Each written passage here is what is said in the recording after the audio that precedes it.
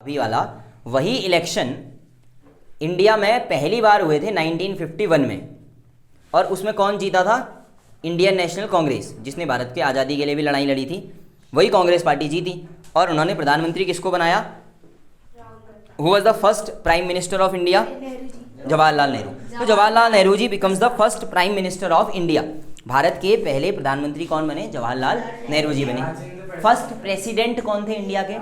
राजेंद्र प्रसाद जी थे। यही जो प्रेसिडेंट थे डॉक्टर राजेंद्र प्रसाद जी, यही पहले प्रिसाइडिंग ऑफिसर भी थे, कॉन्स्टिट्यूशन असेंबली के हेड थे, अध्यक्ष थे, जो आगे कुर्सी में बैठे रहते थे, चेयर में बैठे रहते थे। अब जब हमारी संविधान सभा ने संविधान वगैरह सब बना दिया, तो एक क्वेश्चन तुम्हारा सीधे सीधे हमारे मूल संविधान से आता है। देखो, हमारे संविधान के अंदर एक आर्टिकल है जिसको कहते हैं आर्टिकल 368, 368, ठीक है। आर्टिकल 368 कहता है कि पार्लियामेंट कैन चेंज और amend the provisions of constitution. मतलब हमारे संविधान में जो चीज़ें लिखी हैं, पार्लियामेंट उन चीज़ों को बदल सकता है, ठीक है। अगर जैसे संविधान में कुछ लिखा हुआ है और पार्लियामेंट ने कहा कि नहीं ये ठीक नहीं है, इसको थोड़ा बदल देते हैं, तो पार्लियामेंट कैन चेंज इट। इसको कैसे, एक एग्जाम्पल से समझो। 2002 से पहले, 2002 से पहले 14 साल से कम उम्र के जो बच्चे होते थे उनके लिए एजुकेशन कंपलसरी नहीं था। मतलब कि मान लो किसी पेरेंट्स के एक बच्चा है 10-11 साल का और वो उसको स्कूल नहीं भेज रहा, तो उस पर कोई लीगल बाउंडेशन नहीं है कि स्कूल भेजना ही भेजना है। लेकिन 2002 में एक कॉन्स्टिट्यूशनल अमेंडमेंट किया, 86th कॉन्स्टिट्यूशनल अमेंडमेंट, उससे सरकार ने लिख दिया संविधान में कि 14 साल से कम उम्र के बच्चों को शिक्षा देना बच्चे का मूल अधिकार है। That is it is your fundamental right to get the education if you are less than 14 years. अगर तुम 14 साल से कम उम्र के हो तो तुम्हें शिक्षा लेने का मूल अधिकार प्राप्त है। 14 साल के बाद तुम्हारे घर वालों की मर्जी, सरकार की रिस्पॉन्सिबिलिटी नहीं है फिर तुम्हें पढ़ाना। लेकिन 14 साल तक सरकार is responsible for your study. तो उन्होंने क्या किया? 14 साल से कम का अगर कोई बच्चा किसी काम में है, किसी जगह पे मजदूरी कर रहा है, तो उन सबको इलीगल कर दिया, सबको इलीगल कर दिया उनको। तो मतलब वो घर के कामों में पार्ट कर सकता है, जैसे तुम्हारी अपनी दुकान है, ठीक है, घर वालों के साथ बैठे हुए हो, दैट्स फेयर इनफ। बट तुम किसी बिजनेस इंडस्ट्री में, किसी कारखाने में काम नहीं कर सकते, तुम्हें स्कूल जाना ही पड़ेगा। और स्कूल जाने के लिए बच्चों ने कहा कि भैया आप फीस कौन देगा फिर हमारी? तो सरकार ने कहा वो भी कौन देगा? सरकार देगी। तो सरकार ने सारी प्राइमरी एजुकेशन के लिए स्कूल खोले हुए हैं हर जगह, और नहीं है तो प्राइवेट स्कूल्स में भी आरटीई के थ्रू एडमिशन्स होते हैं। आरटीई क्या है? राइट टू एजुकेशन, वो यहीं से आया। इट मीन्स पहले तो नहीं था संविधान में आरटीई, बाद में आया। इट मीन्स कॉन्स्टिट्यूशन में चीज़ें बाद में भी लिखी जा सकती हैं। कौन लिखेगा उसको? पार्लियामेंट लिखेगी। ओम बिरला नहीं, पार्लियामेंट लिखेगी। अभी समझाऊंगा प्रोसीडिंग कैसे होती है। इसका मतलब कॉन्स्टिट्यूशन कैन बी अमेंडेड। तो एक चीज़ है हमारा मूल संविधान, दैट इज बेसिक, और इसको तुम कह सकते हो रियल कॉन्स्टिट्यूशन, जो हमारा लिखा गया था। पहला जो कॉन्स्टिट्यूशन लिखा, अंबेडकर जी ने ड्राफ्टिंग करी और जो पास हुआ, उसमें क्या क्या था? देखो, फर्स्ट जो पास हुआ उस पूरे के पूरे में 22 पार्ट्स थे, 22 पार्ट थे अलग अलग, और 395 आर्टिकल्स थे। कितने? 395 आर्टिकल्स थे और 22 पार्ट्स थे। अब इसको अगर समझना हो तो मैं तुम्हारे सामने एक छोटी सी बुक फ्रेमिंग टाइप की बना देता हूँ। हमारा कॉन्स्टिट्यूशन कैसा है या उसको लिखा कैसे है वो देखो। ऐसे, ये मान लो कॉन्स्टिट्यूशन है, ठीक है ना, सुनते रहो। सबसे पहले है जैसे पार्ट 1, ये आ गया पार्ट 1, ठीक है। तो अब इस पार्ट 1 की हेडिंग पड़ी होगी सबसे पहले, ठीक है। मतलब हमारा संविधान बाद में चेंज होता रहा है, अभी खाली समझो कि कैसे। जैसे पार्ट 1, तो पार्ट 1 क्या है, उसकी हेडिंग पड़ी होगी यहाँ पे, हम लेके भी आ सकते हैं, ठीक है ना, दुकान में मिल जाता है। क्या कर रहे हो? पार्ट 1 में हेडिंग है यूनियन एंड इट्स टेरिटरीज, संघ एवं उसका राज्य क्षेत्र, ठीक है, पहली हेडिंग है। तो पहला चैप्टर का नाम क्या हो गया? Union and it's territory. जैसे तुम्हारी किताब होती है, किताब में चैप्टर होते हैं, बिल्कुल वैसे ही पार्ट है। जब स्टार्टिंग में कॉन्स्टिट्यूशन बना था कितने पार्ट थे? 22 पार्ट थे। अभी कितने हैं? हाँ, अभी भी हैं 22 ही, लेकिन सब पार्ट मिला के 25 हो जाते हैं, ठीक है। कुछ सब पार्ट भी आ गए ना बीच में, मतलब एक नया पन्ना जोड़ दिया लाइक दिस, ठीक है। कितने? यूनियन एंड इट्स टेरिटरी आ गया। अब इस यूनियन एंड इट्स टेरिटरी के अंदर जो जो चीज़ें होंगी वो लिखी होंगी आर्टिकल वाइज। जैसे अनुच्छेद 1, आर्टिकल 1, ये आ गई पहली heading. Like these are the headings of that particular chapter. उस चैप्टर की हेडिंग है ये। और इसमें लिखा हुआ है India that is Bharat shall be a union of states. क्या लिखा है ऐसे, India that is Bharat shall be a union of state, लिख दिया पहले में। तो ये हो गया पहला। अब इस वन के अंदर और छोटे छोटे पॉइंट्स बनाने थे, तो इन्होंने क्या किया, इस वन के सब क्लॉज बना दिए। One clause A, one clause B, one clause C, ऐसे। Article 1 clause A, article 1 clause B, article 1 clause C. अब पहले लिख दिया India that is Bharat shall be a union of state, फिर लिख दिया all the territories of India, all the territories of India shall be और written in, यहाँ पे लिख दिया शेड्यूल 2। अब ये शेड्यूल 2 क्या है पता नहीं, बट ऐसा लिख दिया मतलब। और ऐसे ही पूरा लिखते चले गए, पता ही नहीं ये शेड्यूल, अभी बताऊंगा ना। लिखते गए लिखते गए लिखते गए, हो गया। अब जैसे पहला आर्टिकल खत्म तो आर्टिकल 2, फिर आर्टिकल 3, फिर आर्टिकल 4, आर्टिकल 5, आर्टिकल 6। जैसे मान लो 6 में और पार्ट है तो आर्टिकल 6A, 6B, 6C ऐसा चलता जाएगा। अब अगर जैसे आर्टिकल 19 है हमारा, उसके अंदर किस तरीके से डिवीजन है वो देखो। Article 19 clause 1 sub clause A, फिर यहां कुछ लिखा हुआ है और यहां लिखा हुआ है कि भारत में रहने वाले प्रत्येक नागरिक को बोलने की आज़ादी होगी, मतलब बोलने की स्वतंत्रता है, क्लास में बोलने वाली आज़ादी नहीं, ठीक है। विरोध करने की आज़ादी होगी, मतलब तुम्हें सरकार की कोई बात पसंद नहीं आई है तो तुम बोल सकते हो, सरकार सिर्फ इसलिए कि तुमने उनके खिलाफ कुछ बोला है तुमको अरेस्ट नहीं करेगी। अब ऐसे देखो क्या लिखा, आर्टिकल 19(1)(b), इसको बोलते हैं article 19 clause 1 sub clause B. इसमें लिख दिया भारत के प्रत्येक नागरिक को इकट्ठा होने या संघ में शामिल होने की स्वतंत्रता होगी, मतलब तुम्हें फ्रीडम है कि तुम क्या कर सकते हो, एक भीड़ के फॉर्म पे इकट्ठा हो सकते हो, कोई जुलूस निकाल सकते हो, विरोध कर सकते हो, या एक जगह बैठ के गैदरिंग कर सकते हो। ऐसे ही देखो यहाँ सुनो, article 19(1)(c), 19 clause 1 sub clause C, इसमें लिख दिया है हर नागरिक को पॉलिटिकल पार्टी, कोई कोऑपरेशन सोसाइटी या कोऑपरेटिव सोसाइटी, कोई भी सोसाइटी, कोई कम्युनिटी बनाने की स्वतंत्रता होगी। जैसे तुमने कई बार सुना होगा, नहीं, जैसे तुमने कई बार सुना होगा कि भैया मजदूर संघ ने ये किया है, किसान यूनियन ने ये किया है, या अखिल भारतीय विद्यार्थी परिषद का नाम तुमने सुना होगा, ABVP आई होगी तुम्हारे स्कूल में, रजिस्ट्रेशन करवाने आई थी। हाँ, तो वो सारे क्या हैं, ऑर्गेनाइजेशंस हैं या प्रेशर ग्रुप्स हैं। वो प्रेशर ग्रुप्स कैसे आए, ऐसे आए, समझ में आए। Article 19 clause 1 sub clause C के अंदर लिखा है, ठीक हो गया।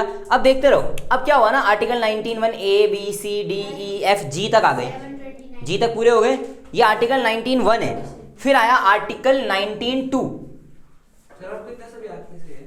अब देखो ध्यान से, आर्टिकल 19(1)(a) में क्या लिखा है, इंडिया के हर आदमी को बोलने की स्वतंत्रता होगी। आर्टिकल 19(2) में लिखा है कि आर्टिकल 19(1)(a) में लिखी गई बात, यानी कि बोलने की आज़ादी सब नागरिकों को है, लेकिन फिर यहाँ पे पॉइंट लिख दिए, लेकिन तुम्हारे बोलने से किसी की मान हानि नहीं होनी चाहिए। मतलब तुम्हें बोलने की आज़ादी है, इसका ये मतलब थोड़ी कि किसी के घर के बाहर जाके गाली गलौज शुरू कर दो, ऐसे करने में तुम्हें अरेस्ट किया जा सकता है, वो तुम्हारी बोलने की स्वतंत्रता में शामिल नहीं है। दूसरा, तुम कभी भी कोर्ट की अवमानना नहीं करोगे, मतलब ये कि सुप्रीम कोर्ट को कुछ बोलने लग जाओ या हाई कोर्ट की बात से मना कर दो मानने से, वो नहीं कर सकते। बोलने की आज़ादी है, पर इसका मतलब ये थोड़ी कि तुम सुप्रीम कोर्ट को कुछ भी बोले जा रहे हो। तीसरा, तुम्हारी वजह से, तुम्हारे बोलने की वजह से पब्लिक ऑर्डर खराब नहीं होना चाहिए। क्या नहीं होना चाहिए, पब्लिक ऑर्डर खराब। तुमने कई बार नेताओं को सुना होगा, हिंदू मुस्लिम ये वो करके दंगा भड़काने की कोशिश करते हैं, उसमें उनको अरेस्ट किया जा सकता है। तुम कहोगे भैया हमें आज़ादी है, बोलने की आज़ादी है, और तुम बिल्कुल बोले जा रहे हो कुछ ऐसा जिससे पब्लिक ऑर्डर खराब हो सकता है, या मान लो कहीं भीड़ जमा हुई है ऐसे और तुमने उनको भड़काने वाला कोई भाषण दिया, तो you can be arrested in this case. इसका मतलब ये नहीं है कि तुमको बोलने की आज़ादी है तो तुम कुछ भी बोलोगे, समझ गए ना, उससे कोई मतलब नहीं है ना। अगर तुम पब्लिक ऑर्डर खराब कर रहे हो, तुम्हारे बोलने से भारत को खतरा है, भारत की सोवर्जिनिटी पे खतरा है, या भारत की डिग्निटी पे कोई खतरा आ रहा है, ठीक है, या हमारे रिश्ते खराब हो रहे हैं किसी विदेश के साथ। मान लो तुम कहीं पब्लिक गैदरिंग में खड़े हुए और अमेरिका के लिए, रूस के लिए कुछ बहुत गलत बोलना शुरू कर दिया तुमने, तो इससे जब वो देश के लोग सुनेंगे तो उनको लगेगा यार इंडिया वाले तो हमारे बारे में गलत सोचते हैं।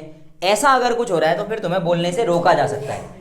इनको कहते हैं रेस्ट्रिक्शंस, मतलब तुम्हारे जो फंडामेंटल राइट्स हैं, वो तुम्हारे जो रेस्ट्रिक्शंस हैं, वो सब कॉन्स्टिट्यूशन में लिखा हुआ है। Each and everything is written in constitution. Clear हो गया इतना? हाँ, सुनते रहो अब ध्यान से। अब ये सारा हमारा फॉर्मेट है लिखने का। अब यहाँ पे एक प्रॉब्लम क्या हुई, जैसे आर्टिकल 19 ये आर्टिकल 1B है, इसमें लिखा गया था भारत के अंदर कौन कौन से इलाके शामिल हैं। तो हमारे जितने भी राज्य हैं, जितने भी यूनियन टेरिटरीज हैं, उनके नाम होने चाहिए। वो नाम अगर मैं इसी में लिख देता तो ये बुक और बड़ी हो जाती, वैसे ही बहुत बड़ी है। तो क्या किया, यहाँ पे क्या लिखा है देखो, शेड्यूल 2 लिखा है ना, शेड्यूल कास्ट नहीं, शेड्यूल 2।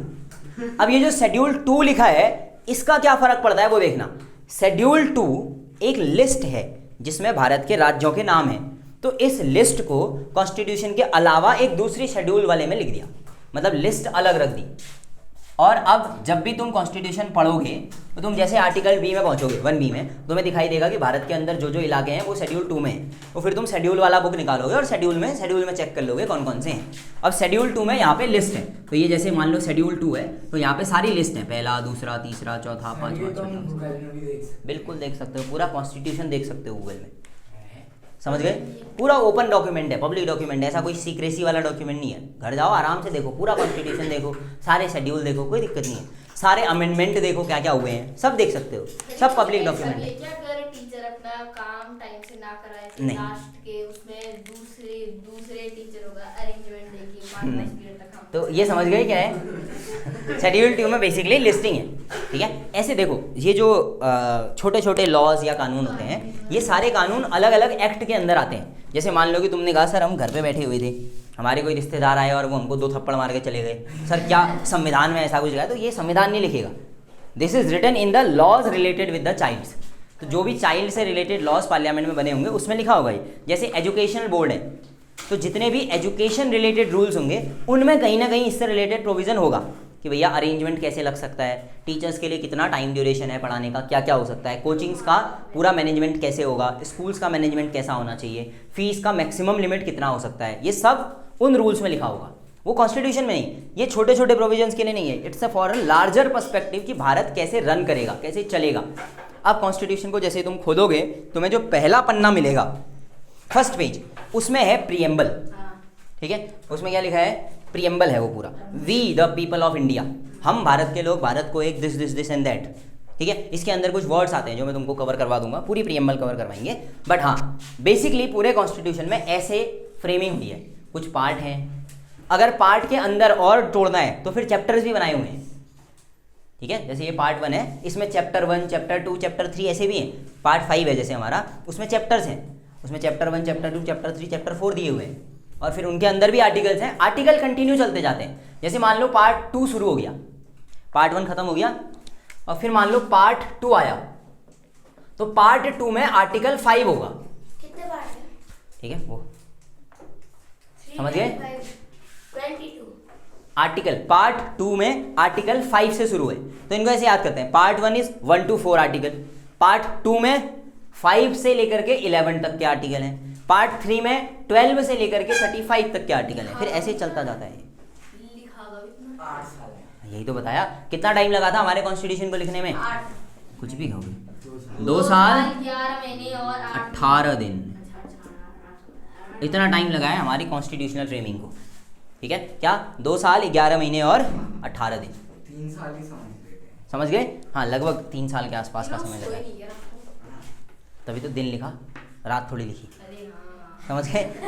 तो 2 साल 11 महीने और 18 दिन लगे, ठीक है। मेरे साथ गेम खेलना भैया, देख रहे हो? चलिए, हो जाएगा याद। एक तो ये याद रखना है, दूसरा ये याद रखना है कि इनिशियली जो कॉन्स्टिट्यूशन था उसमें ये था। अभी क्या कंडीशन क्या है? लगभग 25 पार्ट है, लगभग 450 के आसपास आर्टिकल हो गए हैं हमारे। हाँ सर, ये कॉपी में कॉन्स्टिट्यूशन लिख के खोल दे रहे हैं उसे। ठीक है। अभी देखो, इनिशियली जो शेड्यूल थे हमारे पास वो 8 शेड्यूल थे, 8 लिस्टें थी।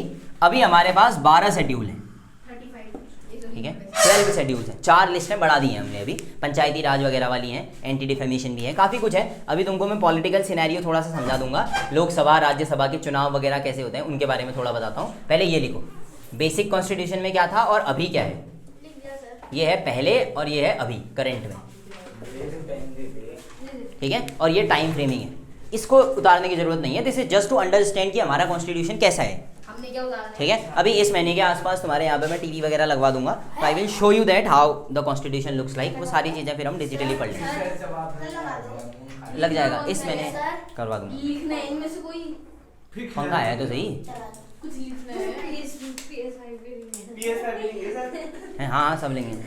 ब्लैक मीट था वो पंखी के लिए। सर इनमें से कुछ लिखना है। हाँ वो लिखने हैं वो, पहले ये था अभी ये है और ये लिखना है, ये माता रसम बस इधर वाला छोड़ दो बाकी, ठीक है। तो अभी जल्दी कर लेंगे वैसे, इस महीने के आधे आधे तक ले आऊँगा मैं, ठीक है। Then we will go with digital, then we will go with digital one. Set of box नहीं लगाएंगे उसके साथ, चिंता मत करो। टीवी लगाओगे या स्मार्ट बोर्ड? स्मार्ट बोर्ड के लिए फीस तुम्हारी कम हो गई थोड़ी। कह तो रहा था मैं मेम से 30-30 हज़ार कर दो फीस इनकी।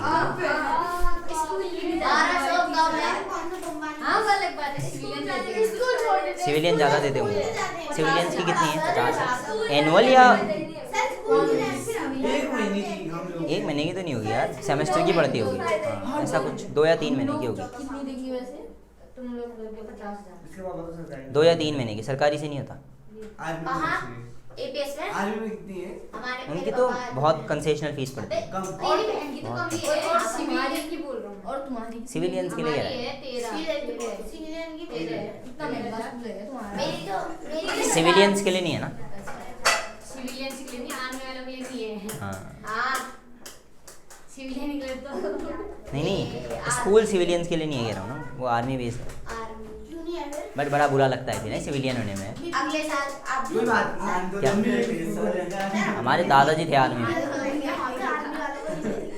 वो थे बटालियन पंडित।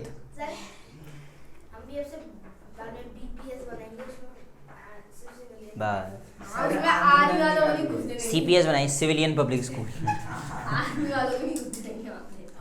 5 वाला नहीं था। 5 वाला है। ओहो, मेरे वहाँ चलिए हटा दिया जाए इसको। नहीं गधो। लो मेरा भी लिख दो। कैमरे में हवाई फायर किया चलो जाए। अब बहुत ध्यान से सुनना, अब जो हम पढ़ने वाले हैं वो है तुम्हारा बेसिक से रिलेटेड। देखो यहाँ से काफ़ी क्वेश्चंस आते हैं, बेसिक वाले से भी, थोड़ा ध्यान से सुनना। अब जो पढ़ेंगे ना वो तुम रेगुलर लाइफ में जो देखते हो वही सब है। इलेक्शंस, चुनाव, जो जीता वो कौन था, कैसे जीते, ये सब, ठीक है, वही समझना है। और उसके बाद तुम्हें लगेगा कि अच्छा ये गेम हो रहा था, ये सब चलता है, ठीक है। देखो बेसिकली हमें जो चलाता है, जो हम पर शासन करता है वो है गवर्नमेंट, है कि नहीं है? बट बेसिक मीनिंग है गवर्नमेंट में जो गवर्न कर रहा है, जो शासक है वो है कौन? तो कॉन्स्टिट्यूशन की पहली लाइन है, पहली लाइन कॉन्स्टिट्यूशन की फर्स्ट लाइन कहती है we the people of India. इसका मतलब सबसे ज्यादा पावरफुल कौन? We the people of India, आम जनता, यानी कि जो भारत की आम जनता है, सबसे ज्यादा पावर किसके पास है? उसके पास है। मीन्स प्रधानमंत्री, मुख्यमंत्री, बाकी के मंत्री, छोटे मोटे नेता, ये किसी काम के नहीं है। रियल पावर किसके पास है? अब इस पावर को समझने के लिए सोचो। देखो रियल पावर किसके पास है? पीपल्स के पास। ये कब दिखती है? ध्यान से सोचो। 2014 का जनरल इलेक्शन किसी को पता है? 2014 का इलेक्शन किसी ने सुना हो? कौन जीता था 2014 में? उससे पहले किसकी सरकार थी? यूपीए या मनमोहन सिंह जी की। Doctor Manmohan Singh was the prime minister.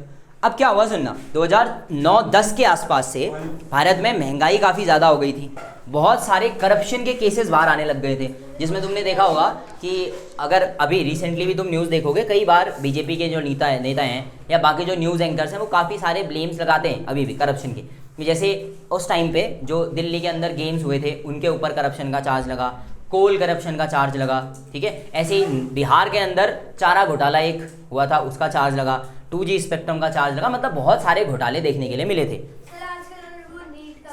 हाँ, न्यूज़ में तो वो पेपर लीक का मामला है। हाँ, जैसे यही है, नीट पेपर लीक का मामला है, ऐसे बहुत सारे मामले आए थे। वो सब बाद में बताऊँ, अभी सुन लो। थोड़ा शांत हो जाएगा, तुम्हें आगे बढ़ूँ। चलो अब शांत रहो, वो सब कवर करवा दूंगा मैं, तुम ध्यान से सुनते रहो अभी क्या होने वाला है। अब क्या हुआ, 2014 में जनरल इलेक्शन आई, 2014 में लोकसभा का चुनाव हुआ, ठीक है। और लोकसभा के चुनाव में जो जीतता है बेसिकली उसी पार्टी से प्रधानमंत्री बनाए जाते हैं। और 2012-13 के आसपास से बीजेपी ने कैंपेनिंग स्टार्ट कर दी थी। उस समय तक बीजेपी बहुत पावरफुल पार्टी नहीं थी। 2014 में मोदी जी को बनाया इन्होंने अपना प्राइम मिनिस्टर का कैंडिडेट, और उन्होंने कहा कि देखो इन्होंने गुजरात में इतना काम किया है, और हाँ उस समय वो गुजरात के चीफ मिनिस्टर थे, तो उन्होंने कहा कि इनको हम क्या बनाएंगे, अब प्रधानमंत्री बनाएंगे, आप इनके नाम पे वोट डालिए। और पूरे कंट्री में उन्होंने उस समय कहा कि जो मोदी जी हैं वो उनको प्रधानमंत्री के लिए लाए हैं हम बीजेपी से, और पूरे कंट्री में मोदी जी के नाम पे चुनाव स्टार्ट कर दिया उन्होंने कहा कि हमारे प्रधानमंत्री कौन होंगे, मोदी जी होंगे, और अब की बार मोदी सरकार 400 पार इस बार आया है। उस समय जो नारा था वो था अब की बार मोदी सरकार। ठीक है, इट वॉज अ बहुत फेमस नारा हुआ था ये। ऐसा ही एक फेमस नारा इंदिरा गांधी जी के टाइम पे हुआ था। इंदिरा गांधी जी ने जब इलेक्शन लड़ा था उस समय उन्होंने नारा दिया था गरीबी हटाओ। ठीक है, फिर बाद में मोदी जी के टाइम पे एक नारा जो फेमस हुआ वो था अब की बार मोदी सरकार। ये बहुत फेमस था, अभी भी चलता है ये, उस समय पे बहुत ज़्यादा फेमस था 2014 में। और उस समय पे बम्पर वोटों से मोदी जी की जो बीजेपी वाली पार्टी है वो जीत गई, और कांग्रेस लगभग 30-35 के पास आ गई, सीधा 200-250 सीटों से गिर के 30-35 सीटों पे आ गई कांग्रेस। इंडियन नेशनल कांग्रेस के पास अभी भी कांग्रेस के पास 100 से ज़्यादा सीटें नहीं आई हैं। उससे पहले तक कांग्रेस के पास 250-300 सीटें हुआ करती थी ताकि वो सरकार बनाती थी, वहाँ से उठा के सीधे 40 में पहुँच गई। ये किसने किया? पीपल्स ऑफ इंडिया ने। What I am going to teach you is we the people of India having the real power. असली पावर इनके पास है, हर 5 साल में ये अपनी पावर शोकेस कर सकते हैं। जैसे थोड़ा दिमाग लगाओ, इस साल बीजेपी को कम सीटें मिली हैं, हालांकि 240 पहुंच गए हैं, 240 बहुत होता है, बट पिछली बार तो 300, 320, 311 सीटें मिल रही थी। 311 से 240 किसने पहुंचाई? रियल पावर किसके पास है? We the people of India. Seats वगैरह सब समझाऊंगा, चिंता मत करो। अब जो गवर्नमेंट चलती है वो चलती कैसे है देखना। हमारे पास 2 गवर्नमेंट होती है भारत में, हमारे पास डबल गवर्नमेंट सिस्टम है। डबल गवर्नमेंट कैसे है? पहला है स्टेट और दूसरा है सेंटर। सेंट्रल गवर्नमेंट को हम क्या कहते हैं? केंद्र सरकार। और जो स्टेट गवर्नमेंट है इनको क्या कहते हैं? राज्य सरकार कहते हैं। इसको समझने के लिए तुम simply go with the examples. ठीक है, डीपर मत जाओ, सिर्फ इतना देखो। केंद्र में कौन है? Modi. Prime minister Modi ji is in the centre government में। स्टेट गवर्नमेंट में कौन है? वो पुष्कर सिंह। हाँ, धामी जी, वो हमारे चीफ मिनिस्टर हैं, है ना। अब तुम चाहो तो धामी जी के अलावा बाकियों को भी याद कर सकते हो, कोई और अगल बगल के स्टेट्स के। जैसे यूपी में सीएम कौन है? यूपी में कौन है? अरे वो योगी जी। झगड़ा वो लाल झगड़ा लगाएगा तू ममता बनर्जी और योगी आदित्यनाथ जी में। योगी आदित्यनाथ जी यूपी में है, बंगाल में कौन है? वही है, समाजवादी पार्टी। तभी कहते हैं ये जो आधी अधूरी नॉलेज है बहुत दिक्कत देती है। समाजवादी पार्टी ने ज़्यादा सीटें लोकसभा में जीती हैं, राज्यसभा ये विधानसभा में थोड़ी जीती हैं। विधानसभा में अभी भी कौन है? धामी जी, वो योगी जी हैं। अभी समझाऊंगा, तभी कह रहा हूँ इलेक्शन का असली लोचा यही है, तुम सब मिक्स कर देते हो। अभी जो इलेक्शन हुए वो इस सरकार के लिए थे, इस सरकार के लिए थोड़ी थे, इसके लिए अलग से होते हैं, वो हर 5 साल में होते हैं। क्या उत्तराखंड में 5 की 5 सीटें मोदी जी वाली में जीती? उससे इन पे कोई फर्क पड़ेगा नहीं। अभी समझाऊंगा ये सब क्या होता है, सुनो ध्यान से। अब ऐसे ही राज्य सरकार में बंगाल में कौन है? ममता बनर्जी। बिहार में कौन है? नीतीश कुमार। तो ये सब चीफ मिनिस्टर्स हैं वहाँ के। ठीक है, तो हमारे यहाँ नीतीश कुमार खाली, रेड्डी यहाँ नहीं है, रेड्डी नीचे होते हैं साउथ में। ठीक है, शिवराज सिंह चौहान अभी नहीं है वो। यहाँ सुनो ध्यान से, स्टेट या राज्य में धामी जी को याद रखेंगे, केंद्र या सेंटर में मोदी जी को याद रखेंगे। अब यहाँ जो सरकारें चलती हैं इनका मेन काम क्या होता है? देखो, जब भी हम इसकी बात करेंगे गवर्नमेंट की, एक स्टेट गवर्नमेंट होती है, एक सेंटर। और ये जब गवर्न करते हैं, जब किसी सरकार का शासन चलता है, गवर्न होता है, तो वो कैसे होता है? देखो, जब भी हम गवर्न करने की बात करते हैं किसी को, तो ये गवर्न चलते हैं 3 तरीके से, या कोई भी देश 3 तरीके से चलता है। एक होता है लेजिस्लेचर। क्या होता है? लेजिस्लेचर। एक होती है जुडिशरी। यस। एक क्या होता है? एग्जीक्यूटिव होता है। So we have 3 different bodies. तो हमारे पास ये 3 अलग अलग बॉडीज होती हैं। कौन कौन? Legislature, executive and judiciary. इनका काम क्या है? लेजिस्लेचर का काम क्या है? कानून बनाना। अब बिल्कुल शांत रहना। लॉ बनाना, ठीक है, कोई भी कानून अगर बनेगा तो कौन बनाएगा? लेजिस्लेचर बनाएगा। मान लो बना दिया, लागू कर दिया, अब पूरे देश में उसको फॉलो हो करवाना ये किसकी रिस्पॉन्सिबिलिटी? एग्जीक्यूटिव तो एग्जीक्यूटिव उसे लागू करवाता है। और क्या कहते हैं जुडिशरी, जुडिशरी क्या करता है? चेक करता है सुपरवाइज करते हैं कि भैया लागू ढंग से हो पा रहा है कि नहीं हो पा रहा है। इसको ऐसे समझो, एक एग्जाम्पल से समझते हैं बहुत प्यार से। मान लो उत्तराखंड की धामी सरकार ने एक कानून बनाया कि आज से 2 हेलमेट पहनने कंपलसरी होंगे, आगे वाले को भी और पीछे वाले को भी। सुनते रहो ध्यान से। अगर बाय द वे किसी ने 2 हेलमेट नहीं पहने, आगे वाले और पीछे वाले में से खाली ड्राइवर ने पहना है, पीछे वाले ने नहीं पहना है, तो एक चालान फिक्स कर दिया उन्होंने कि 1000 रुपये का चालान लगेगा। लॉ बना के लागू कर दिया, चल गया। उसको रिस्पॉन्सिबल कौन है लागू करवाने के लिए? एग्जीक्यूटिव। एग्जीक्यूटिव में आती है पुलिस। अब पुलिस क्या है? पूरे उत्तराखंड में चेक करेगी कि भैया किसने पहना है किसने नहीं।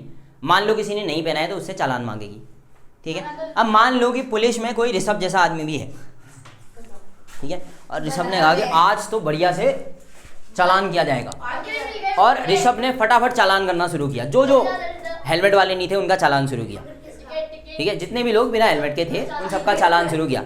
अब ऋषभ का ध्यान नहीं रहा और ऋषभ ने गलती से कुछ ऐसा चालान कर दिया जिन्होंने हेलमेट पहना था, गलती से चालान हो गया। अब वो जिनका चालान किया ऋषभ ने, उन्होंने केस कर दिया कोर्ट में। तो वो कोर्ट में क्यों गए? जुडिशरी के पास न्याय मांगने। उन्होंने क्या बोला? भैया चेक करो, इसने गलत चालान काटा है हमारा। ऋषभ ने कहा नहीं मैंने सही काटा है, कॉन्फिडेंस में है भैया एकदम। अब ये दोनों कोर्ट पहुंचे तो उन्होंने वहाँ के आसपास की सीसीटीवी दिखा दी, और जैसे सीसीटीवी दिखाई उसमें दोनों ने हेलमेट पहना था। तो अभी क्या होगा? ऋषभ भैया विल बी रिस्पॉन्सिबल, तो कोर्ट इनको पनिशमेंट दे सकती है। तो क्या जुडिशरी एग्जीक्यूटिव को पनिश कर सकती है? जुडिशरी एग्जीक्यूटिव को पनिश कर सकती है, जुडिशरी लेजिस्लेचर को कर सकती है। हाँ, लेकिन कब? उसकी कंडीशन है, कब करेगी कब नहीं करेगी, वो सब कंडीशन है। मतलब अगर प्राइम मिनिस्टर नरेंद्र मोदी जी कोई भी काम करते हैं तो क्या जुडिशरी उनको सजा दे सकती है? यस। तो अग्निवीर में क्या हुआ था? कुछ भी बोलते रहते हैं। यहाँ सुनो ध्यान से।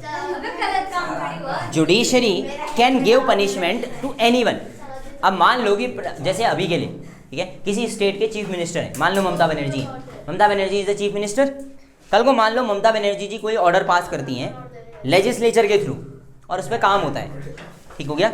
और दूसरा वो पर्सनली किसी से झगड़ा करती हैं, पर्सनली चीफ मिनिस्टर है, ठीक है, अपने बॉडीगार्ड से कह के किसी को कुटवा दिया उन्होंने बढ़िया से, उस बेचारे की हड्डी वड्डी टूट गई, उसने केस कर दिया। ऐसे में क्या जुडिशरी ममता बनर्जी जी को सजा दे सकता है? यस। क्रिमिनल केसेस में सबको सजा मिलेगी चाहे वो कोई हो। इस called the equality before law. कानून के सामने सब बराबर है। इवन दो सुप्रीम कोर्ट के चीफ जस्टिस अगर ये कर देते हैं उनको भी सजा मिल सकती है। जुडिशरी के लोगों को भी पनिशमेंट मिलेगी। सेम प्रेसिडेंट प्राइम मिनिस्टर सब। प्रेसिडेंट वाले केस में या गवर्नर वाले केस में थोड़ा सा एक्सेप्शन है, not in criminal but civil cases में थोड़ा सा। जुडिशरी कोर्ट्स है, अभी समझाऊंगा, सब समझाऊंगा कौन होते हैं। ये तीनों के काम समझ में आ गए। अब इसके आगे देखो, इसमें आता कौन है? लेजिस्लेचर में कौन है, एग्जीक्यूटिव में कौन है, जुडिशरी में कौन है। जुडिशरी में कौन आता है पहले वो समझो।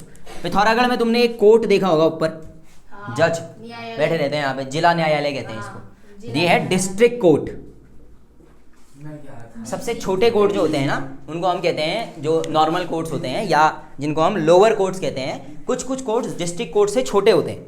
कुछ कोर्ट्स में ऐसा होता है ना, डिस्ट्रिक्ट कोर्ट जो है उससे भी नीचे होते हैं। कुछ कोर्ट जो बड़े इलाके हैं वहाँ डिस्ट्रिक्ट कोर्ट से छोटे कोर्ट होते हैं। नहीं तो सबसे छोटा जो कोर्ट है वो कौन सा आया? डिस्ट्रिक्ट कोर्ट, जिला जज या जिला न्यायालय जिसको हम कहते हैं। डिस्ट्रिक्ट कोर्ट के बाद जो केस हैं वो कहाँ जाते हैं? हाई कोर्ट जाते हैं। हाँ, और हाई कोर्ट के बाद केस कहाँ जाते हैं? Supreme court. इसमें एक चीज़ का कन्फ्यूजन मत रखना। अगर मान लो तुम्हारा केस डिस्ट्रिक्ट कोर्ट में चल रहा है, इसका ये मतलब नहीं है कि तुम्हारी मर्जी हुई तो फिर हाई कोर्ट चले गए, हाई कोर्ट से सुप्रीम कोर्ट, सब नहीं जा सकते। कुछ ही केसेस हैं जिनको हाई कोर्ट और सुप्रीम कोर्ट भेजा जा सकता है। मतलब ये नहीं कि हमने चोरी करी, हमको पनिशमेंट मिली डिस्ट्रिक्ट कोर्ट से, अगर नहीं अब तो हम हाई कोर्ट जाएंगे, ऐसे नहीं होता है। समझ आया? देयर आर सर्टेन केसेस, कुछ ही केसेस ऐसे हैं जो ऊपर जा सकते हैं, वरना तो फिर आदमी घूमता रहेगा कोर्ट टू कोर्ट और सजा ही नहीं मिलेगी उसको। जैसे मान लो किसी का मर्डर किया किसी आदमी ने, उसको सजा दे दी फांसी की, किसने? डिस्ट्रिक्ट कोर्ट ने। अगर जैसे ना वो अपनी अपील के लिए हाई कोर्ट चला गया, ठीक है, हाई कोर्ट ने उसको फिर से फांसी की सजा दे दी, अब वो सुप्रीम कोर्ट नहीं जा सकता। दूसरी चीज़, वो सुप्रीम कोर्ट कब जा सकता है? मैं एक केस बता रहा हूँ तुमको। सुप्रीम कोर्ट ये मर्डर वाला आदमी कब जा सकता है? ध्यान से सुनना। डिस्ट्रिक्ट कोर्ट ने मान लो उसको फांसी की सजा दे दी, हाई कोर्ट ने उसको रिहा कर दिया, समझ में आया? डिस्ट्रिक्ट कोर्ट ने फांसी दी, हाई कोर्ट ने रिहा कर दिया। उस केस में अगर दूसरा वाला आदमी सुप्रीम कोर्ट जाता है तो केस एक्सेप्ट हो जाएगा, फिर उस केस को पढ़ा जाएगा। बट अगर डिस्ट्रिक्ट कोर्ट ने फांसी दी, हाई कोर्ट ने फांसी दी, अब फांसी मिलेगी, अब सुप्रीम कोर्ट नहीं जाएगा। अब एक ही तरीका है, राज्यपाल के पास जाके मदद मांग सकता है। राज्यपाल डेथ सेंटेंसेस में कभी भी माफ़ी नहीं देते हैं, तो अब ओनली कंडीशन इज प्रेसिडेंट, उनके पास जाके कह सकता है सर सॉरी माफ़ कर दो, फिर प्रेसिडेंट की मर्जी, माफ़ करना है तो करेंगे, नहीं तो लटकाओ। President having a super power called pardoning power. President या राष्ट्रपति किसी की भी सजा माफ़ कर सकते हैं, घटा सकते हैं, बढ़ा तो नहीं सकते, घटा सकते हैं, कम कर सकते हैं, कुछ भी कर सकते हैं। अगर प्रेसिडेंट को किसी ने टपका दिया हाँ, और पता ही नहीं चला तो वो तो एग्जीक्यूटिव का काम है ना पता करना। ये तो तुम किसी में भी कह सकते हो। एक सिंपल चीज़ देखो, मान लो किसी आदमी को किसी ने मार दिया और पता ही नहीं चला, फिर वो तो कहीं भी हो सकता है, वो तो काम एग्जीक्यूटिव का है ना, पुलिस का काम है वो ढूंढना। कोई भी कातिल क्यों पता चलने देगा कि मैंने मारा है? सर तो एग्जीक्यूटिव का काम है। क्रिमिनल है ना, किसी ने नहीं देखा, खंडर में मार के दो वो जो हो गया। ठीक है, हाँ समझ गया। वो काम ढूंढना किसका है? पुलिस वालों का, वो ढूंढे, बने ही उसी के लिए वो।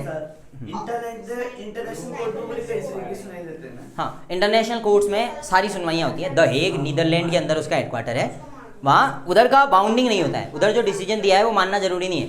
मेरा देश सोवर्जिन देश है, मेरी मर्जी होगी मैं मानूंगा, नहीं तो रहने दो, मेरे को शामिल नहीं होना है तो मैं कह दूंगा छोड़ दूंगा, कोई दिक्कत नहीं होती है। ये बाइंडिंग है, ये मानने पड़ेंगे। क्या जुडिशरी के तीनों कोर्ट क्लियर हैं अभी? हमारा हाई कोर्ट कहाँ है? सुप्रीम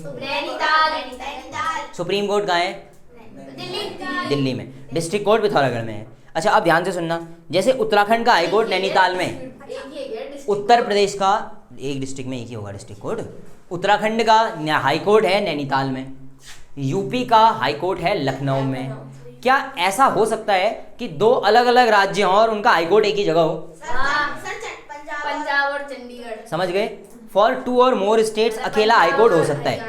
जैसे जो इधर दादरा नागर हवेली दमन एंड दीव वाला इलाका है, इनका हाई कोर्ट कहाँ आता है? मुंबई प्रेसिडेंसी के अंदर। जो मुंबई है, मुंबई हाई कोर्ट या Madras high court, Mumbai high court, sorry Madras के, मुंबई हाई कोर्ट या बॉम्बे हाई कोर्ट जो है वही इनके केसेस भी देखता है। मतलब अलग अलग राज्यों के एक ही जगह पे हाई कोर्ट हो सकता है, एक ही हाई कोर्ट उनकी सुनवाइयाँ कर सकता है। जैसे गोवा का है, गोवा का अपना हाई कोर्ट नहीं है, तो गोवा का हाई कोर्ट मुंबई के अंदर ही आता है, मुंबई देखता है उसको भी। समझ में आया? गोवा वाले सारे केस कौन देखेगा? Mumbai high court. जी, हमारा दिल्ली है ना, हमारा सुप्रीम कोर्ट दिल्ली है, सुप्रीम कोर्ट एक ही होता है, वो दिल्ली है। जी, जैसे अगर कोई जैसे हमारे यहाँ का तेज कहीं और चला सुप्रीम कोर्ट सर हो जाएगा कार्रवाई? नहीं, देखो हर एक केस को ले जाने का एक फॉर्मल तरीका होता है। तुम सीधा किसी केस को सुप्रीम कोर्ट में डाल नहीं सकते हो। सुप्रीम कोर्ट में अगर तुम्हें सीधा जाना है, तुम कह रहे हो नहीं मुझे डिस्ट्रिक्ट कोर्ट भी नहीं जाना, हाई कोर्ट भी नहीं जाना, सीधे सुप्रीम कोर्ट जाना है, तो केवल एक कंडीशन है, तुम रिट पिटीशन डाल सकते हो। क्या रिट? क्या मतलब होता है इसका? अगर तुम्हारे फंडामेंटल राइट्स का हनन होता है, मूल अधिकारों को कोई तुमसे छीनता है, उस केस में तुम सुप्रीम कोर्ट जा सकते हो। फिर मतलब कब? प्रॉपर्टी छीन ली। प्रॉपर्टीज का राइट फंडामेंटल राइट है ही नहीं। हाँ। जैसे मान लो कि सरकार ने वो नहीं है, मतलब पहले तुम्हारी बोलने की आज़ादी छीन ली, सर, पर वो पहले था, पहले था। अब नहीं है ना। वोट देने से जैसे चाचा का उन्होंने हाँ, जैसे वोट देने से रोक दिया मान लो, तो वोट देना एक फंडामेंटल राइट है तुम्हारा, मूल अधिकार है, और सरकार ने या किसी ने भी तुमको वोट देने से रोका, you can directly go to the supreme court. तुम सीधा सुप्रीम कोर्ट में जाओ भैया। तो बड़े-बड़े लोग हैं, वो छोड़ ही नहीं समझ गए? सकते। लेकिन कॉन्स्टिट्यूशनल फ्रेम्स के अंदर, ऐसा नहीं कि बाहर से तुम नहीं जा सकते सुप्रीम कोर्ट इस केस के लिए, तुम किसी भी केस के लिए नहीं जा सकते, because you all having a legal guardian. तो तुम्हारे गार्जियन जा सकते हैं, तुम नहीं जा सकते। हाँ, जैसे तुम्हारा घर छीन लिया मान लो, तो तुम डिस्ट्रिक्ट कोर्ट में जाओगे। तुम्हारा घर तुम्हारा लीगल राइट है, Property. कानूनी राइट है, फंडामेंटल नहीं, मूल अधिकार नहीं है। तुम्हारा मूल अधिकार है सांस लेना, जिंदा रहना, है ना। अगर मान लो कि पिथौरागढ़ के अंदर पॉल्यूशन बहुत ज़्यादा हो गया, इन दैट केस तुम सुप्रीम कोर्ट जा सकते हो। गए भी थे पॉल्यूशन के लिए, सुप्रीम कोर्ट गए, सुप्रीम कोर्ट ने अलग अलग फैसले लिए, बहुत सारी चीज़ें हुई हैं। जैसे मान लो कि तुम्हारी प्राइवेसी है, उसके लिए जा सकते हो। मान लो किसी ने तुमको, पुलिस ने अरेस्ट कर लिया, रात को आई घर, तुमको पकड़ा और जेल में डाल दिया, बताया भी नहीं क्यों पकड़ा है, और 3 दिनों से तुम जेल में ही हो, कुछ नहीं बता रखा है किसी को, तो कोई भी तुम्हारा रिलेटिव या कोई भी रिट पिटीशन लेके जाएगा सुप्रीम कोर्ट और कहेगा सर हैबियस कॉर्पस। क्या बोलेगा? Habeas corpus. हैबियस कॉर्पस का मतलब होता है, हाँ, हैबियस कॉर्पस का मतलब होता है अगर 24 घंटे से ज़्यादा किसी को अरेस्ट करके पुलिस ने रखा है बिना बताए, तो फिर सुप्रीम कोर्ट उसको बोलेगा पहले ऐसा करो, जिसको अरेस्ट किया है उसको मेरे सामने लेके आओ। पुलिस को उसको सामने लेके जाना पड़ेगा, फिर पुलिस पूछेगी अब बताओ क्या पनिशमेंट है, क्यों अरेस्ट किया हुआ है। अगर वो ढंग से नहीं हुआ तो ये तो रिहा हो जाएगा, पुलिस वालों पर कार्रवाई होगी उसके बाद। This called the habeas corpus. Fundamental rights के केस में तुम कहाँ जा सकते हो? सुप्रीम कोर्ट जा सकते हो। Is it clear now? ये है जुडिशरी। जुडिशरी में सबसे हाई में कौन है? सुप्रीम कोर्ट, उनसे नीचे हाई कोर्ट, हाई कोर्ट से नीचे डिस्ट्रिक्ट कोर्ट्स, कभी कभी डिस्ट्रिक्ट कोर्ट से नीचे सबऑर्डिनेट कोर्ट्स भी होते हैं और छोटे कोर्ट। जैसे मान लो कोई बड़ा जिला है तो वहाँ के डिस्ट्रिक्ट कोर्ट्स अपने नीचे 2-3 छोटे कोर्ट्स सबऑर्डिनेट कोर्ट्स रख सकते हैं। अब इसमें ध्यान से सुनना, क्या होता है, हाई कोर्ट डिस्ट्रिक्ट कोर्ट्स के लिए लॉ रेगुलेशंस अपॉइंटमेंट्स कर सकता है। डिस्ट्रिक्ट कोर्ट में कौन जज बनेगा, कौन काम करेगा, डिस्ट्रिक्ट कोर्ट कार्यवाही कैसे करेगा, कौन डिसाइड करेगा? High court. लेकिन डिस्ट्रिक्ट कोर्ट हाई कोर्ट के लिए सुप्रीम कोर्ट डिसाइड नहीं करता। हाई कोर्ट अलग काम करता है, सुप्रीम कोर्ट अलग काम करता है, मतलब दोनों ऑटोनॉमस टाइप है। ठीक है, क्या बोला मैंने? High court can make laws for district court, supreme court can not make laws for. Supreme court high court अलग अलग काम करते हैं, हाई कोर्ट डिस्ट्रिक्ट कोर्ट के लिए लॉज बना सकता है। इतना क्लियर है? सब में जज वगैरह बैठे होते हैं, बढ़िया है। एग्जीक्यूटिव का काम तो कानून लागू करवाने से है। एग्जीक्यूटिव में कौन आता है? सुनना, एग्जीक्यूटिव में आते हैं पुलिस वाले या बाकी जो सरकारी कर्मचारी हैं, जितने सरकारी कर्मचारी हैं, डिस्ट्रिक्ट मजिस्ट्रेट वगैरह सब। इवन दो हमारे कैबिनेट सेक्रेटरी जो होते हैं, कैबिनेट सेक्रेटरी मतलब जो सबसे बड़े ब्यूरोक्रेट होते हैं सेंटर में बैठे हुए, वो सब एग्जीक्यूटिव हैं। कुल मिला के अगर कोई भी सरकारी नौकरी वाला आदमी है, ठीक है, सरकारी नौकरी, गवर्नमेंट एम्प्लॉय, सब एग्जीक्यूटिव में मान लो। आर्मी का एक डिफरेंट रोल है तो उनको हम डिफेंस में करते हैं, ठीक है ना। तो ये केस होता है। अब आते हैं, जब लेजिस्लेचर की बात होती है तो लेजिस्लेचर कौन होता है? लेजिस्लेचर में कौन आता है? Legislature is basically a law making body, और सबसे इंपॉर्टेंट बॉडी यही है लेजिस्लेचर। कानून बनाने का काम इसी का है। तो अब लेजिस्लेचर कैसे काम करता है वो देखो। वहाँ पे सब ताली और टेबल बजाते हैं। हाँ, अब है लेजिस्लेचर, और लेजिस्लेचर में राज्य भी है और केंद्र सरकार भी है। कानून तो स्टेट और सेंटर दोनों बनाता है ना। जैसे उत्तराखंड के लिए कोई कानून बनाना है तो कौन बनाएंगे? धामी जी बनाएंगे। देश के लिए कानून बनाना है तो कौन बनाएगा? मोदी जी बनाएंगे। तो वी नीड 2 बॉडीज, तो हमारे पास दोनों बॉडीज होती हैं। चलिए ना, तो अप्लाई कर देना उसके लिए, मतलब एक लिस्ट बना के देते हैं ये कानून की, हाँ, अप्लाई कर देना। एग्जैक्टली। देखो, अप्लाई कर स्टेट लेजिस्लेचर, सेंटर लेजिस्लेचर, ऐसे कानून बनता है। स्टेट लेजिस्लेचर में कौन कौन आते हैं? देखो, स्टेट लेजिस्लेचर में आते हैं लेजिस्लेटिव असेंबली। कौन? Legislative assembly. लेजिस्लेटिव असेंबली को बहुत सामान्य लैंग्वेज में विधानसभा कह देते हैं। जैसे उत्तराखंड की विधानसभा है, ठीक है, विधानसभा।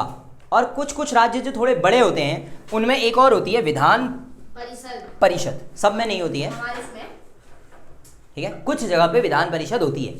So how much? विधानसभा और विधान परिषद। ऐसे केंद्र में भी 2 होते हैं, एक को कहते हैं क्या? लोकसभा, और एक को कहते हैं राज्यसभा। राज्यसभा, ठीक है। हाउस ऑफ द पीपल होता है लोकसभा, ठीक है, हाउस ऑफ द स्टेट होता है राज्यसभा। अब देखो, सबके लिए चुनाव होता है, और इसमें से विधान परिषद और राज्यसभा का जो चुनाव है वो इनडायरेक्ट है, डायरेक्ट नहीं है। मतलब तुम इन दोनों के लिए वोट नहीं डाल सकते। मान लो कि तुम सबकी उम्र 18 साल से ज़्यादा है, यू ऑल आर वोटर्स, लेकिन तुम इसमें और इसमें वोट नहीं डालोगे। सर अडल्ट क्या होता है? वही 18 से ऊपर वाले। अभी सुनो ध्यान से, 18 प्लस, 18 से ऊपर वाले अडल्ट है जी। यहाँ देखो, विधान परिषद और राज्यसभा के लिए तुम सीधा वोट नहीं डाल सकते, वेदर यू आर 18 प्लस और नॉट, तुम वोट नहीं डाल सकते। तुम वोट कहाँ डालोगे? विधानसभा और लोकसभा में। अभी समझोगे ना जब धीरे धीरे पढ़ोगे तो। हाँ, मैं भेजूंगा तेरे को सुप्रीम कोर्ट, थोड़ी देर में भेजने वाला हूँ, सुन ले। विधानसभा और लोकसभा, इनमें डायरेक्ट वोटिंग होती है। विधानसभा के लिए भी 18 प्लस वोट डालते हैं, लोकसभा के लिए भी 18 प्लस वाले वोट डालते हैं। इसको कहते हैं, 18 प्लस वाले जब वोट डालते हैं इसको कहते हैं यूनिवर्सल एडल्ट फ्रेंचाइज। समझे? यूनिवर्सल एडल्ट फ्रेंचाइजी क्या होता है? All 18 plus can do vote. जो वोट डालने के काबिल हैं वो सब 18 प्लस क्या डाल सकते हैं? वोट डाल सकते हैं। यूनिवर्सल एडल्ट फ्रेंचाइजी के अंदर इंडिया में यही चलता है। इंडिया में कोई भी 18 प्लस का आदमी वोट डाल सकता है, उसको इंडिया का सिटीजन होना चाहिए। अगर वो भारत का नागरिक है तो वो क्या कर सकता है? वोट डाल सकता है। यहाँ देखो, विधानसभा राज्य के लिए कानून बनाती है और लोकसभा केंद्र में कानून बनाती है। ये दोनों बॉडीज चेक करने के लिए हैं कि कानून ठीक है या नहीं है, इस हिसाब से। अब जैसे हम पहले विधानसभा का एग्जाम्पल लेते हैं, ठीक है। उत्तराखंड की जो विधानसभा है उसमें कुल मिला के 70 सीटें हैं। कितनी सीटें हैं? 70 सीट्स हैं। 70 सीट्स में क्या होता है, देखो ये चेयर है, ऐसे आगे हेड है और ऐसे गोल करके एक चैम्बर होगा पूरा का पूरा, इसमें सीटें लगी होंगी, कुर्सियाँ लगी होंगी, ऊपर बालकनी होती है जिसमें पीपल्स बैठते हैं, आम लोग बैठते हैं, मीडिया वाले बैठते हैं, उनके लिए होता है। नीचे सारे लोग बैठे रहते हैं। कौन लोग हैं वो? ये जो विधानसभा में चुनाव जीतते हैं। विधानसभा में चुनाव कौन जीतते हैं? पिथौरागढ़ से मयूख महर जी ने जीता है। Are you having that mind? कुछ टाइम पहले वो चुनाव में ध्यान है तुमको? गांव शहर शहर मयूख महर, ऊपर चंद्रा प्रकाश पंत जी, ये 2 चुनाव लड़े थे। और भी थे, मतलब इन सब ने चुनाव लड़ा। जब इन्होंने चुनाव लड़ा तो पिथौरागढ़ में अलग अलग जगह पे पोलिंग बूथ बनाए गए, फिर पब्लिक वोट देने गई। ठीक है, पिथौरागढ़ के आम लोग वोट देने गए। इन्होंने वोट देते समय क्या देखा, ध्यान से सुनना। जब हम पिथौरागढ़ के लोग वोट देने गए विधानसभा में तो हमने देखा चुनाव कौन लड़ रहा है, तो हमने देखा मयूख महर जी हैं, चंद्रा प्रकाश पंत जी भी हैं, बाकी सारे लोग भी हैं, नितिन मारकाना जी भी थे एक। ठीक है, ये सब चुनाव लड़ रहे थे। ये मैं जान, राहुल गांधी क्यों लड़ेंगे यहाँ चुनाव, वही कह रहा हूँ। हाँ, पुष्कर सिंह धामी जी ने भी चुनाव लड़ा था, ऐसे ही हार गए थे वो, फिर दूसरी जगह से जीते। वो सब समझाऊंगा ना। उत्तराखंड के केस में बड़ा स्पेसिफिक केस भी रहा है, काफ़ी समझ सकते हो। हाँ, अब देखते रहो। अब इन्होंने चुनाव लड़ना शुरू किया उत्तराखंड में। ठीक है, उत्तराखंड में चुनाव शुरू हुए। अब पिथौरागढ़ वाले वोट देने गए तो ईवीएम लगी है, तो इन्होंने कहा कि यार देखो, कोई किसी ने चंद्रा पंत जी को वोट दिया होगा, किसी ने मयूख महर जी को वोट दिया, ईवीएम में बटन दबा के। एट दी एंड काउंटिंग हुई। काउंटिंग में मयूख महर जी को ज़्यादा वोट मिले। मैंने कहा ज़्यादा वोट मिले, कितने ज़्यादा ये नहीं होता है मैटर, ज़्यादा मिलने चाहिए, बस हो गया। मान लो किसी देश के, किसी तुम्हारे यहाँ पिथौरागढ़ में 100 लोग हैं, मान लो 100 में से मान लो 30 ने मयूख महर जी को वोट दिए, 20 ने चंद्रा प्रकाश पंत जी को वोट दिए, 10-10 करके वोट अलग अलग बढ़ गए। सबसे ज़्यादा वोट जिसको मिले हैं वो जीत जाएगा। हाँ, एक वोट से भी जीतते हैं। इस बार लोकसभा में 38-40 वोटों से भी जीते हैं लोग, 38-40 वोट्स जीत गए हैं। लाखों का गैप होता है, लाखों लोग वोटर होते हैं। यहाँ जीत गए मयूख महर जी, तो मयूख महर जी को क्या बोलेंगे? मयूख महर जी को बोलेंगे मेंबर ऑफ लेजिस्लेटिव असेंबली। क्या बोलेंगे? MLA, members of legislative assembly. Legislative assembly यहाँ नहीं होती है सेंटर में, कहाँ होती है? राज्य में होती है। यहाँ वालों को मेंबर ऑफ पार्लियामेंट बोलते हैं। ठीक है, तो मेंबर ऑफ लेजिस्लेटिव असेंबली कौन बन गए? मयूख महर जी। अच्छा, जैसे मयूख महर जी बने वैसे ही कुल 70 सीटें थी उत्तराखंड में, तो 70 जगहों से अलग अलग लोग जीते होंगे। अब इन 70 में से चेक किया जाएगा, 70 लोगों में से चेक करेंगे। अब इन 70 में से जिस भी पार्टी के 36 हैं, दैट इज मेजॉरिटी है। मेजॉरिटी मतलब आधे से ज़्यादा। 70 का आधा कितना हुआ? 35 से ज़्यादा किसके पास हैं वो चेक करेंगे। जिसके पास भी 36 हो गए वो सरकार बनाने के लिए तैयार है। तो अब जब देखा गया तो बीजेपी के पास ज़्यादा सीटें थी। I am not remembering exactly कितनी है, काफ़ी ज़्यादा हैं। वो बीजेपी के पास, मयूख महर ने क्या कहते हैं यहाँ की सीट जीत ली। हाँ, ऐसे ही 70 सीटों में चुनाव हुई। हाँ, मुनस्यारी में चुनाव हुआ, जैसे मुनस्यारी धारचूला वाली एक सीट हो गई ना। और जब इनमें चुनाव हुआ तो क्या हुआ, इनमें से सारी सीटों में अलग अलग नेता जीत करके विधानसभा पहुँच जाएंगे। इन सबको विधानसभा में बैठाया जाएगा, विधानसभा में इनको शपथ दिलाई जाएगी। तो ये वहाँ पे शपथ लेंगे कि मैं मयूख महर विधि द्वारा स्थापित संविधान की शपथ लेता हूँ कि मैं अपने दिए गए कर्तव्यों का निर्वहन करूँगा, एक सांसद के रूप में शपथ लेता हूँ। ये सांसद तो नहीं, इसमें क्या होगा, विधायक के रूप में शपथ लेता हूँ। तो ये बन गए विधायक या MLAs। अब इन्होंने शपथ ले ली। शपथ लेने के बाद ये हो गए सीट के MLAs। अब टोटल MLA चाहिए 36। जिस भी पार्टी के 36 MLAs होंगे, ठीक है, जैसे बीजेपी के 36 MLA हो गए, बीजेपी के 40-45 MLA हो गए मान लो, तो बीजेपी के पास मेजॉरिटी है। तो गवर्नर क्या करेंगे, जो राज्यपाल हैं हमारे स्टेट के, वो बुलाएंगे बीजेपी वालों को। तो बीजेपी वालों में से सबको तो बुलाएंगे नहीं कि 36 के 36, 40 के 40 आ जाओ मेरे साथ बैठो, चाय पिया नहीं पियो, ऐसा तो होगा नहीं। तो क्या बोलेंगे, जैसे ही किसी पार्टी के पास मेजॉरिटी आ गई, मान लो बीजेपी 40 सीटें जीत गई है, तो बीजेपी के पास ज़्यादा है 36 से, मतलब 36 हैं, तो 36 से ज़्यादा कितने ही हो गए, ज़्यादा है ना।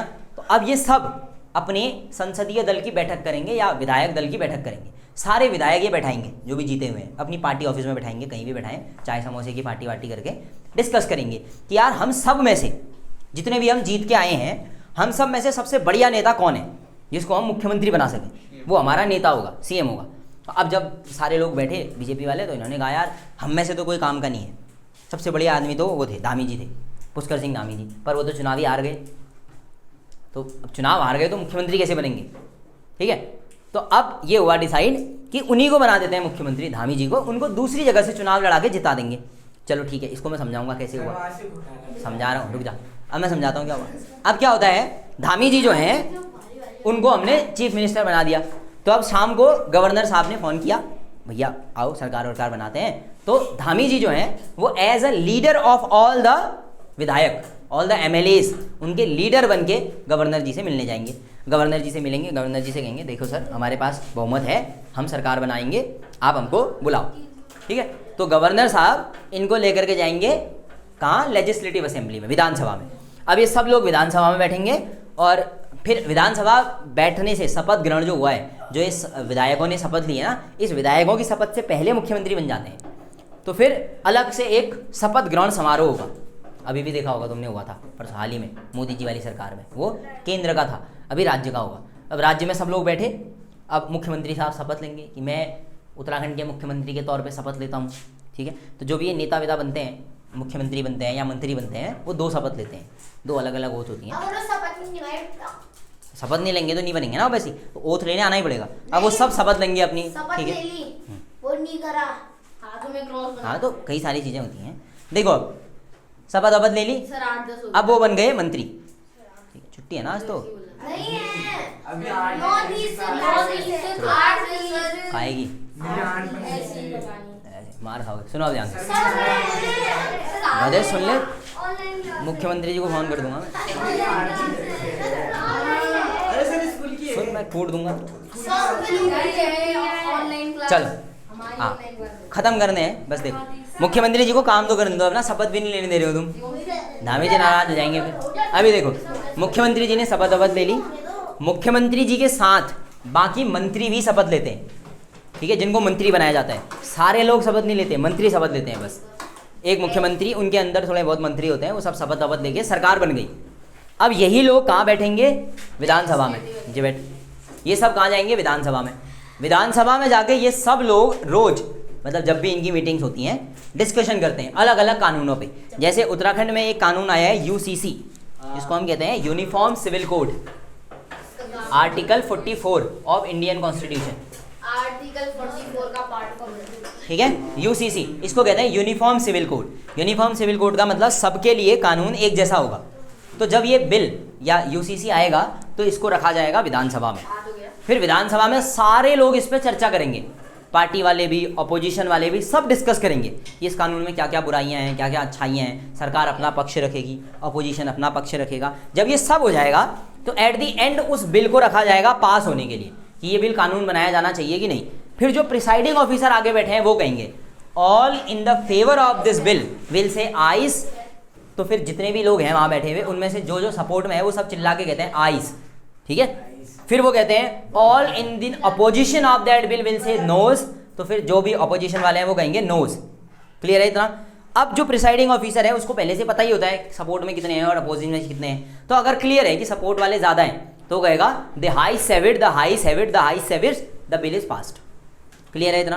पहले क्या होगा, all in the favour of this bill will say ayes, तो सब लोग चिल्लाएंगे आइस। इसको वॉइस वोटिंग कहते हैं। सबने आइस कहा, फिर नोज वाले हो गए, फिर सुनाई दे जाता है कि ज़्यादा कौन बोल रहा है। नहीं भी सुनाई दे रहा है तो प्रिसाइडिंग ऑफिसर को पता होता है ज़्यादा किसके सपोर्ट में है। फिर वो कहते हैं the ayes have it, the ayes have it, the ayes have it, the bill is passed. और अगर नहीं हो रहा है the nose have it, the nose have it, the nose have it, the bill is not passed. Simple. अब मान लो कि हल्ला गुल्ला हुआ, आइस की आवाज़ ज़्यादा आई और जो प्रिसाइडिंग ऑफिसर उन्होंने कहा the ayes have it, the ayes have it. अचानक एक ने वहाँ से कह दिया अपोजिशन वाले ने, नहीं हमको वोट चाहिए, डिवीज़न। तो वो क्या कहेंगे, डिवीज़न। अगर एक ने भी डिवीज़न मांग दिया है तो फिर आप प्रिसाइडिंग ऑफिसर को वोटिंग करवानी पड़ेगी, वरना वोटिंग नहीं होती है। वोटिंग होगी तो सबके सामने टेबल में वोटिंग वाला लगा होता है। फेवर वाले यस में वोट करेंगे, बाकी नो में वोट करेंगे। फिर चेक करेंगे जीत रहे हैं कि हार रहे हैं। अगर बिल को ठीक ठाक वोटिंग मिल गई वो पास हो जाएगा, नहीं मिली तो फेल हो जाएगा। अब वो वोटिंग कितनी होगी ये डिपेंड करता है बिल कैसा है। अगर एक कॉमन बिल है तो जितने भी लोग प्रेजेंट हैं उसमें से मेजॉरिटी का सपोर्ट होना चाहिए। अगर कोई बड़ा बिल है, इंपॉर्टेंट बिल है, तो कई बार उसमें 2/3 मेंबर्स का भी सपोर्ट चाहिए होता है पार्लियामेंट में। विधानसभा में नॉर्मली ऐसा नहीं होता है। जैसे मनी बिल है उसको पास करना ही करना पड़ता है। ऐसे बहुत सारे अलग अलग बिल्स हैं, एक्टिविटीज़ बहुत सारी हैं, तो इन सबको कल कवर करेंगे। ठीक है, चलो।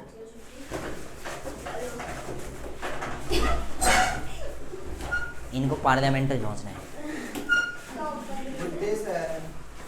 Okay, good day.